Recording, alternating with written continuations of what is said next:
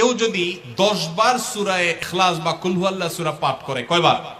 10 বার, রাতে দিনে যে কোনো সময় 10 বার যদি কেউ কুল হুয়াল্লাহ সূরা পাঠ করে, আল্লাহ নবী সাল্লাল্লাহু আলাইহি সাল্লামের হাদিসে ওয়াদা রয়েছে, আল্লাহ তাআলা ওই ব্যক্তির জন্য জান্নাতে একটা বিশাল প্রাসাদ নির্মাণ করবেন।